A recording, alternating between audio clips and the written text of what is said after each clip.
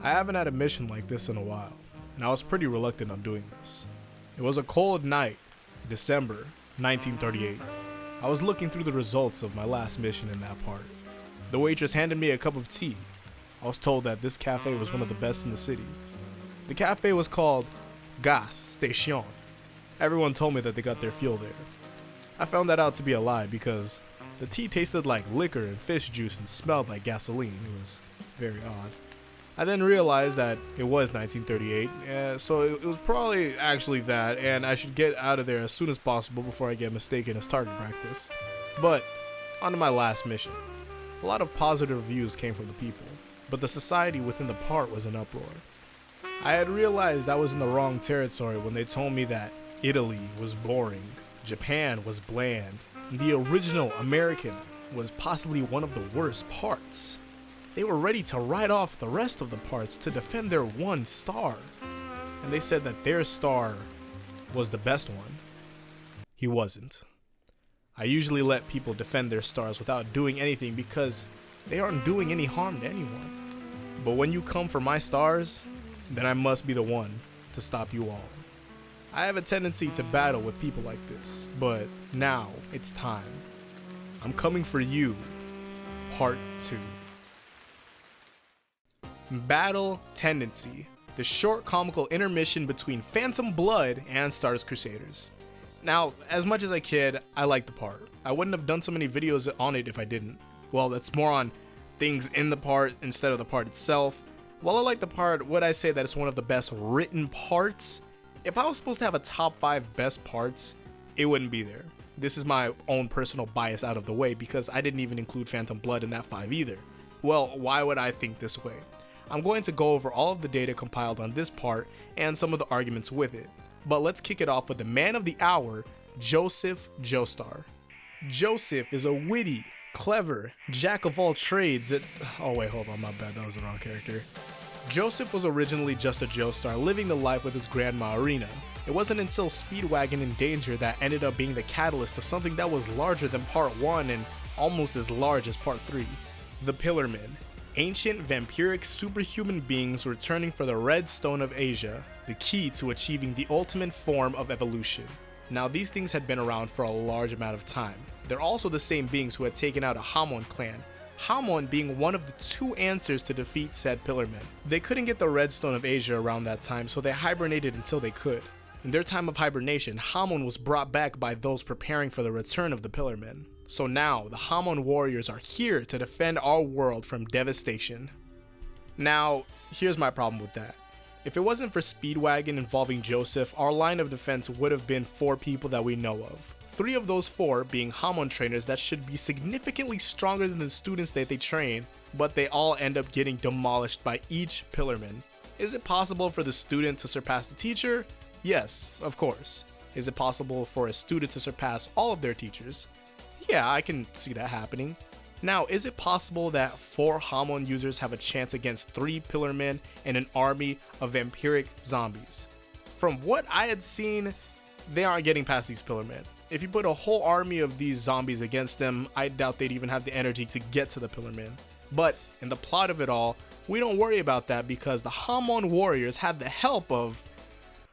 Oh no. That's how that works. So okay, how did we get here? How did we win so many fights even though the odds and plot were set against us?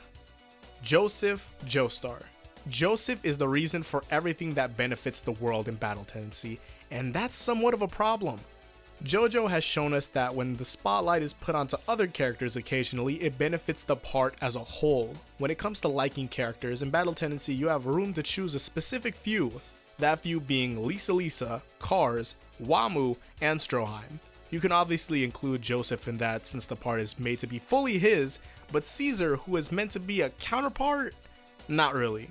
Taking apart each character for who they really are. Lisa, a woman whose parents were killed by the zombies of Dio Brando when she was only a baby. Being raised in the art of Hamon, she was entrusted with the Red Stone of Asia, knowing the power that it holds and those coming for it. She married a Joestar who was also killed by a zombie of Dio Brando that was for some reason a military official, so when she had killed him, her entire identity had to have been wiped to avoid a large amount of conflict that would have come with her revenge, leaving her original life and leaving the son that she had cared for so near and dear. Kars, a genius among his people of nocturnal pillarmen, he believed that his people were strong enough to own the world and that they deserved to be on top. The only thing that was in their way was their weakness to the sun. He sought to create something that would have them evolve past their weakness and take over the world, and he did so with the stone masks. But he needed one thing for those stone masks to end up creating gods among humanity. Those people couldn't see what he saw, so they tried their hand at Kars. Kars wanted his people to prosper, but then realized it could only be him and his group of 4 that can stand on top. We see how that goes in Battle Tendency, and those that he had come with had perished in the fight before evolution, including Wamu, someone who he had raised with AC/DC. Kars was someone who had lost those that he wanted to help progress, and those that nearly had become a family to him. All of this because of the pursuit of evolution. Wamu, raised to believe that he should only look out for his people, respect things that have what you don't, and try to achieve the full potential of his being. Yet he still believes that there's honorable beings out there, and there's more potential to people. He believes in honor and respect when it comes to fighting, the respect being the end of him. But even when he had only been ahead, he will not let others interfere and disrespect the outcome of the fight that he had fought. Stroheim. Dog, fuck all that like passion and shit. This dog's a cyborg. That's cool. Characters aren't the only thing in an anime or manga, but they are a good part of it, along with setting and story. We already know about the theme of JoJo, so now it would only be about the execution on what characters we're going to have come along on the journey. It's just that when we're talking about characters that had their time and were portrayed to their full potential, we won't exactly have that with Battle Tendency, especially when you have a character like Lisa or Kars that get undercut and aren't recognized on how much they had to them. Then you have people focus on a character like Caesar, whose one moment had to count for his whole character. More people will try to think about the best moments of Caesar, but those moments only go on par with being connected to Joseph. To Araki, supporting characters are meant to fulfill a goal on their own, and while everything finishes well enough for the rest of the cast, it didn't go so well with Caesar, whose history accounted for who he was and couldn't distance himself from it. He was a Zeppeli, living for a Joestar, and even when he didn't want to in the first place, it's what it came out to be. Off results and effect on the part, you can't even say that Caesar is sharing a spot next to William, or even Lord Gyro. Since we're on the topic of comparing now, let's talk about where Joseph stands. Nearing the end, I'm going to be talking about what Joseph had versus for what he came out to be. In terms of need towards the future endeavors of the Joestar lineage, aside from the Pillarman issue at hand, Joseph did more for everyone when he was older. Young Joseph did well with what was needed for the world, but it wasn't done for the world. It was done for himself, but it did benefit the world. In terms of his character, where does he stand?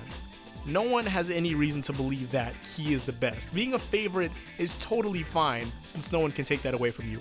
But on the topic of being the best Joestar, it's just not him. In the aspect of strength, it's not him. In the aspect of abilities and how unique he is with his power, it's not him. On the topic of being the best written, it's not him. In character design, that's somewhat subjective, but speaking on a general term, it's not him. And you can easily look at a lot of the fights you get in future parts and you know he doesn't take the best fight category either. The only thing you can get with Joseph is being a character where he's the most comical out of all of them, which is cool for him, but the future Joestars don't have to focus too much on comical moments when the supporting characters do extremely well by backing them up. Along with that, it's done with a way more relatable approach. Now you may think, Caleb, I might kill you. Joseph is the funniest character there is in JoJo, so that makes him the best. Jotaro is a bland character. I like Josuke and he's probably better than Joseph, but I definitely won't tell you that. Giorno is boring, or well, so at least I've heard. I haven't read the manga. Stone Ocean is bad. Johnny is a big baby. I don't know about Josuke, but he's a sailor, so he's cool. Battle Tendency, best part. There's the posing, Stroheim, Joseph memes. What's there not to like? Look, there's more out there. I'm not going to be the one to tell you to watch influential movies and read important books so you can understand writing, characters, development, and plot. I'm sure everyone has gone to school. All I need to say on this specific topic is if you challenge your personal interest on something that's already been massively accepted as being great, then you might have to do a double take on where you stand. For example, take all of the parts after 2. When you have widely accepted parts with characters that have massive development and depth to them, the only thing that's in question is your ability to follow what's going on in those parts. A lot of franchises have a specific part of the story or a character that appeals to a specific demographic, and it just happens that when battle tendency is that part, a large amount of those that take in the part happen to discredit other parts. And as being as honest as possible, it never looks good when the attempt is tried. The craziest thing about those arguments is that the best parts of Joseph aren't even mentioned by those that support him.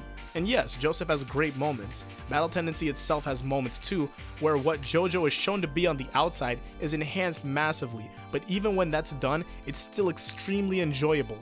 For example, let's take when a dramatic moment is done, and you can see the art and power in that scene alone.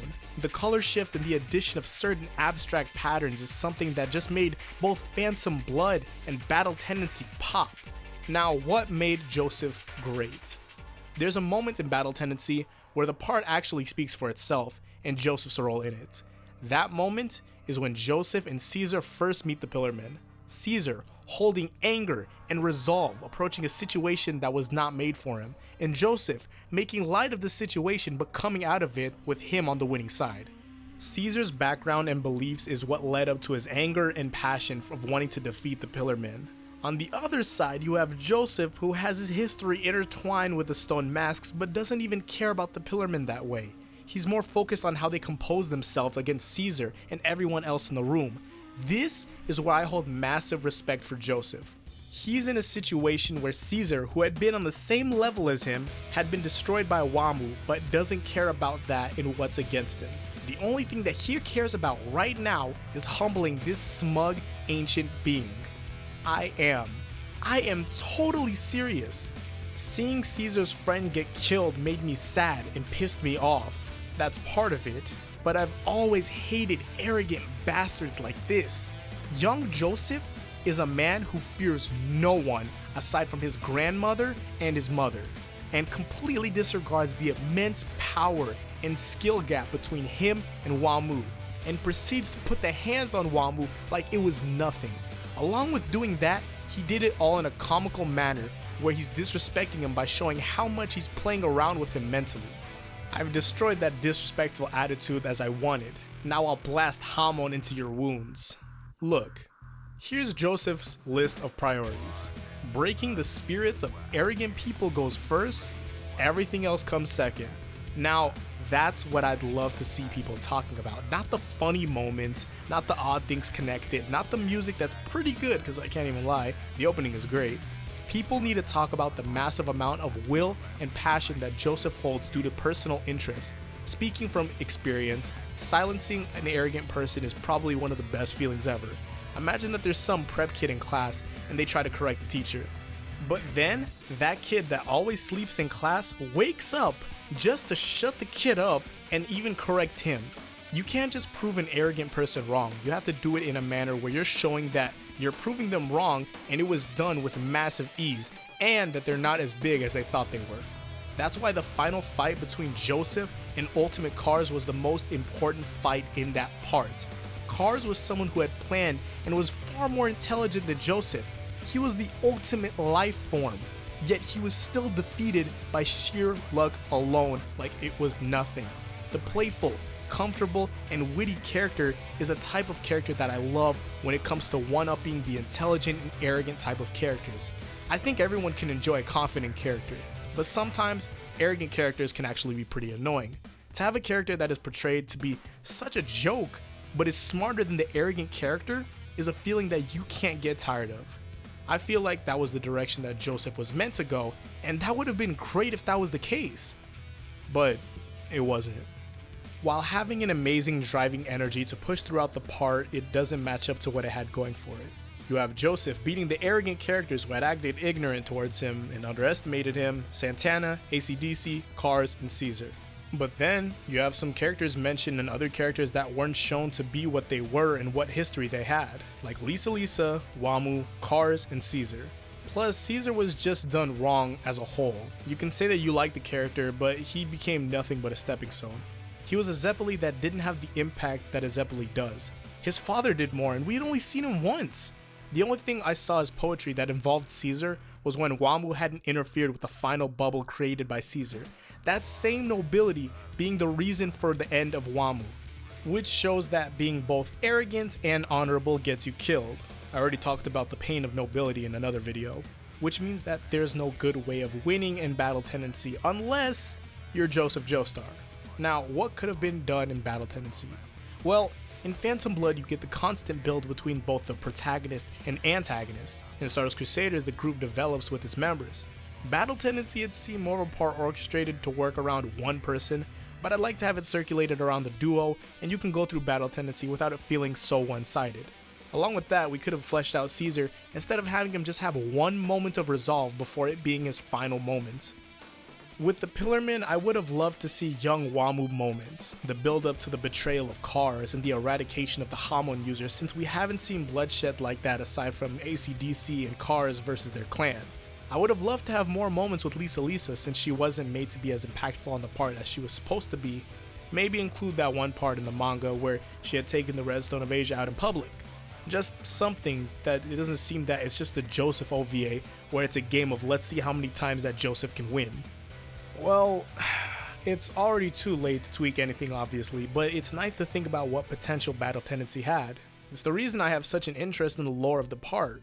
So, where does part 2 stand? Well, it's not better than any of the other parts. Not in terms of writing, characters, fights, or anything really. The part held a large history and a large amount of potential. The opening is also great, but I haven't heard a JoJo opening that I didn't like.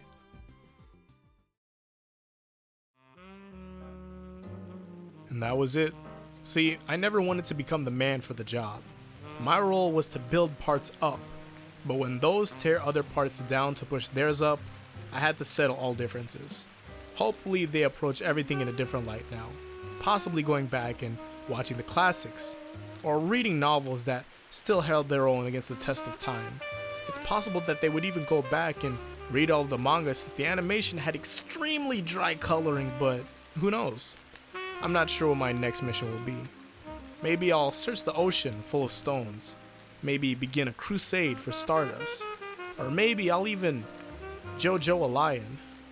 I don't think that's how that works. Hopefully, I'll see everyone in the next one. Until then, thank you all for coming out here. And Godspeed to you, Part 2.